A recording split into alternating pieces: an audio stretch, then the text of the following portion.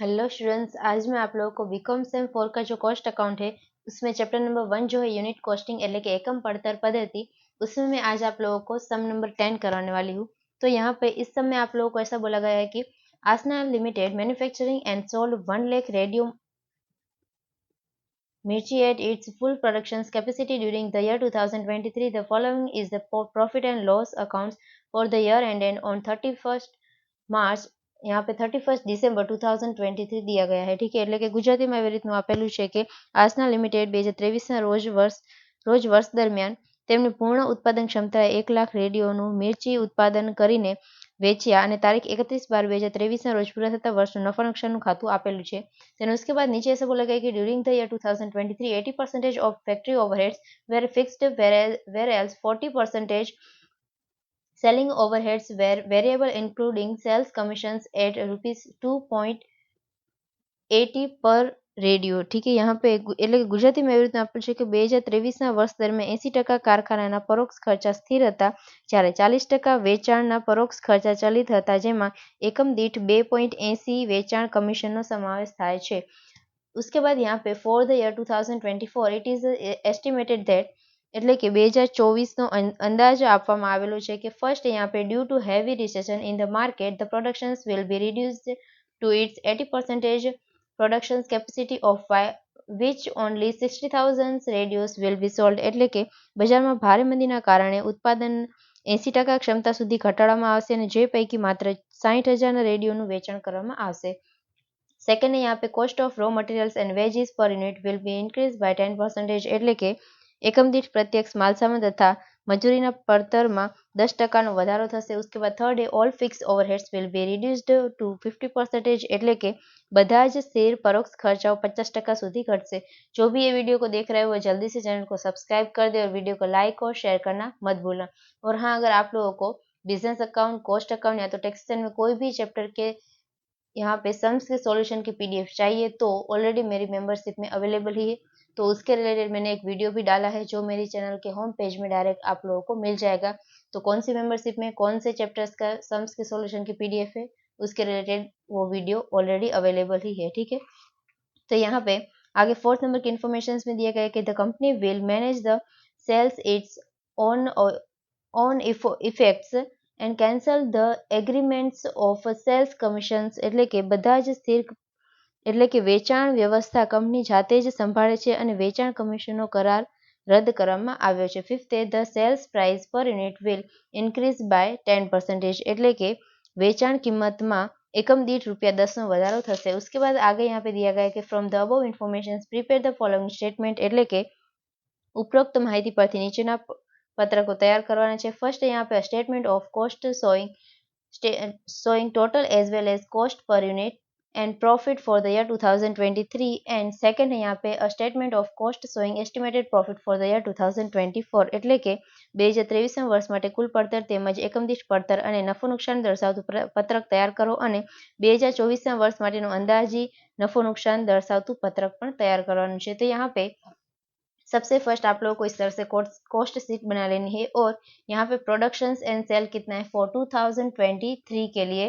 तो आप लोगों को डायरेक्टली सम में दिया गया है कि 1 लाख का प्रोडक्शन है और सेल्स भी कितना है 1 लाख रुपीज का। देन उसके बाद आगे यहाँ पे आप लोगों को क्या दिया गया है इन्फॉर्मेशन में, तो यहाँ पे रॉ मटेरियल कंजम्पशन यानी कि डायरेक्ट मटेरियल दिया गया है कितना है 30 लाख रुपीज का है। तो हम लोग यहाँ पे क्या करेंगे 30 लाख रुपीज आप लोगों को लिख देना है। देन उसके बाद डिवाइडेड बाय 1 लाख करना होगा, तो पर यूनिट आप लोगों को यहाँ पे 30 का आंसर मिल जाएगा। देन उसके बाद आगे यहाँ पे डायरेक्ट वेजेस दिया गया है એટલે કે પ્રત્યક્ષ મજૂરી આપેલી છે 20 लाख रुपीज का, तो यहाँ पे लिख देना होगा 20 लाख डिवाइडेड बाय 1 लाख करना होगा, तो आपको 20 रुपीज पर यूनिट मिल जाएगा। देन उसके बाद यहाँ पे डायरेक्ट एक्सपेंसेस नहीं दिए गए हैं, तो अभी हम लोग टोटल करेंगे तो पर यूनिट आ जाएगा 50 और रुपीस में आ जाएगा 50 लाख रुपीस। ठीक है, इस तरह से। देन उसके बाद आगे आप लोगों को प्लस करना होगा फैक्ट्री ओवरहेड्स। तो फैक्ट्री ओवरहेड्स में क्या दिया गया है, तो यहाँ पे है 80% of factory overheads were fixed, यानी कि इसका 80% टोटल कितना है 10 लाख, इसका 80% कितना हो जाएगा 8 लाख, वो क्या है यहाँ पे फिक्स्ड है। और बाकी का रिमेनिंग कितना बचा, तो वो है 2 लाख रुपीज और इसको डिवाइडेड बाय 1 लाख और इसको भी 1 लाख से डिवाइड करना है, तो पर यूनिट 8 और 2 मिल जाएगा आप लोगों को। ठीक है, और फैक्ट्री कॉस्ट कितना आ जाएगा, तो 50 + 8 + 2 यानी कि 60 हो जाएगा। और यहाँ पे कितना आ जाएगा 60 लाख रुपीस, इस तरह से, ठीक है। देन उसके बाद आगे यहाँ पे आप लोगों को दिया गया है कि ऑफिस ओवरहेड से जो फिक्स्ड ही है, ठीक है, इसमें कोई भी वेरिएबल नहीं है, तो डायरेक्टली आप लोगों को क्या कर देना होगा, यहाँ पे प्लस कर देना होगा एडमिनिस्ट्रेटिव एक्सपेंसेस में। यहाँ पे रुपीस आएगा 8 लाख रुपीस और पर यूनिट इसका कितना हो जाएगा, इसको डिवाइडेड बाय 1 लाख करना होगा। यहाँ पे है प्रोडक्शन, उससे डिवाइड करना है, ठीक है, तो पर यूनिट मिल जाएगा 8, यानी कि टोटल यहाँ पे कॉस्ट ऑफ प्रोडक्शन कितना हो जाएगा, यहाँ पे आएगा 8 और 8 लाख, ठीक है। तो कॉस्ट ऑफ प्रोडक्शन कितना हो जाएगा, तो 68 और यहाँ पे आएगा 68 लाख, ठीक है।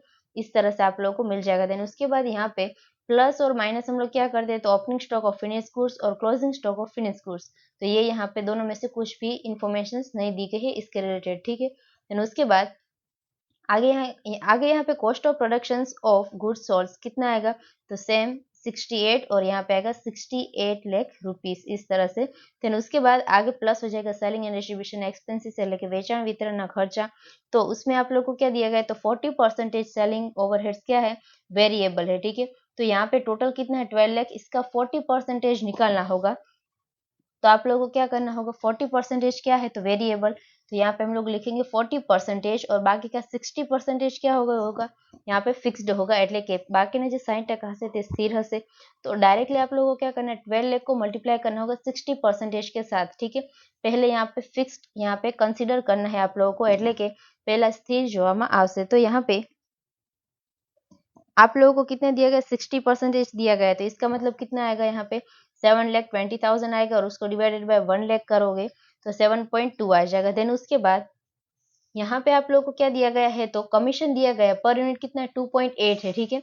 तो वेरिएबल में क्या आएगा, एक आएगा अदर्स और एक आएगा कमीशन, तो कमीशन में एक आएगा 2.8 रुपीज पर यूनिट का, ठीक है। ये क्या है, तो कमीशन है, और इसको मल्टीप्लाई 1 लाख से करोगे तो यहाँ पे 2,80,000 का आंसर मिल जाएगा। देन इसके बाद इन दोनों का आप लोगों को टोटल करना है, किस तरह से, तो 7,20,000 प्लस 2,80,000, तो टोटल यहाँ पे कितना हो जाएगा, 10 लाख हो जाएगा, ठीक है। और रिमेनिंग कितना यहाँ पे रहेगा, तो 2 लाख रहेगा और उसको डिवाइडेड बाय 1 लाख करना होगा, तो पर यूनिट 2 मिल जाएगा, ठीक है। इस तरह से यहाँ पे टोटल 3 एक्सपेंसेस आप लोगों को लिखने होंगे, ठीक है। फिर इसके बाद 68 प्लस 7.2 प्लस 2 प्लस 2.8, तो फाइनल आप लोगों को टोटल कॉस्ट कितना मिल जाएगा, 80, और रुपीस कितना आएगा, 80 लाख रुपीस, इस तरह से, ठीक है। देन उसके बाद 2023 में क्या है, तो लॉस है, ठीक है। कितना है, 10 लाख रुपीस का लॉस है।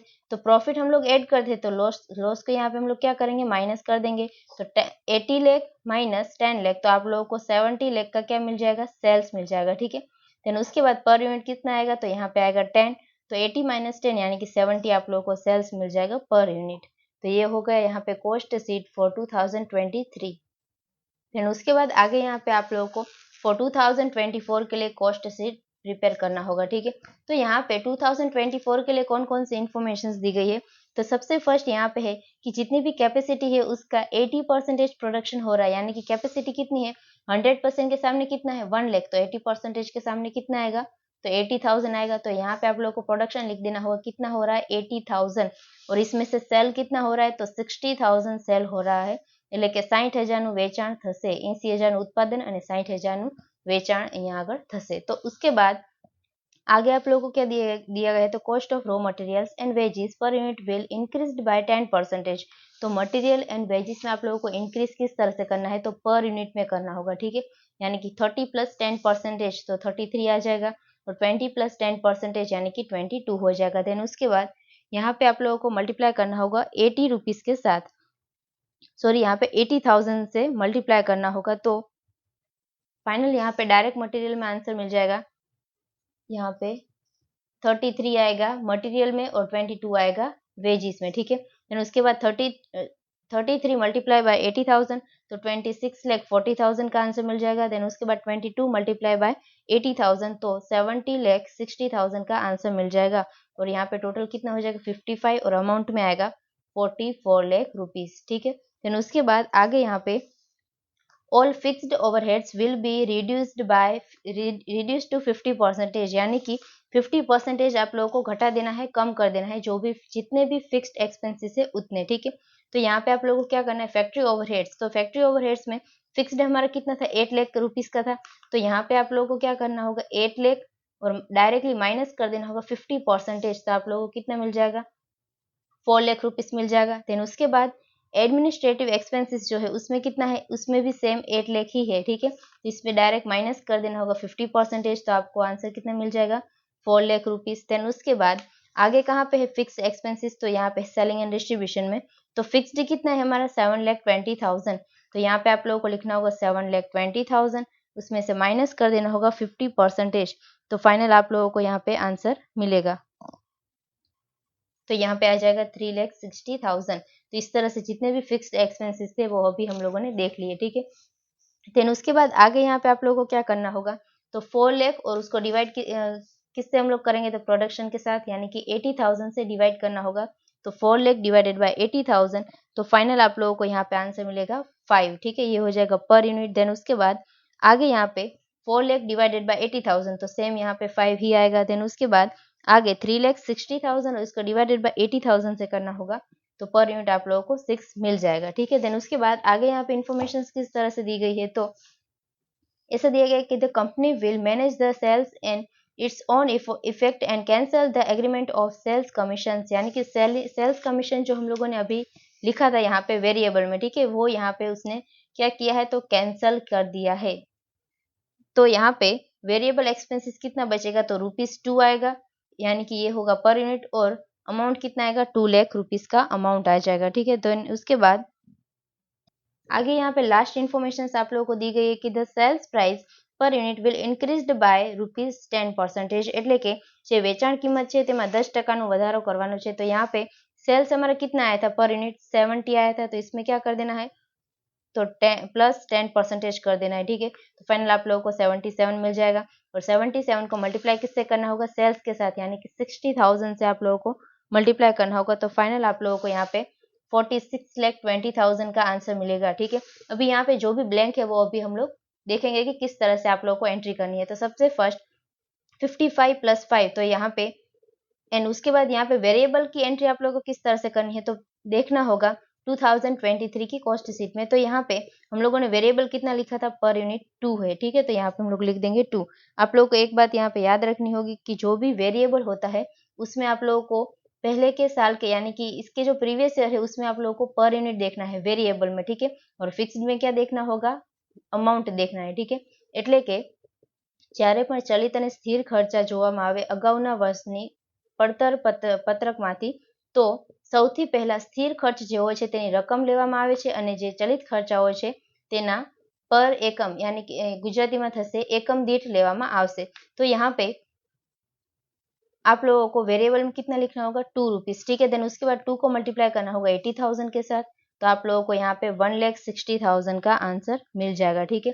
देन उसके बाद 55 + 5 + 2, तो फाइनल आप लोगों को 62 मिल जाएगा, और रुपीस में आएगा 49,40,000, इस तरह से हो जाएगा। देन उसके बाद यहाँ पे प्लस हो जाएगा 5, तो फाइनल आप लोगों को 67 मिल जाएगा पर यूनिट, और यहाँ पे आएगा 53,60,000। देन उसके बाद आगे यहाँ पे ओपनिंग स्टॉक कुछ भी नहीं है, मगर क्लोजिंग स्टॉक है, कितना है, तो 80,000 का हमारा प्रोडक्शन है, और सेल्स कितना है, तो 60,000 का है, ठीक है।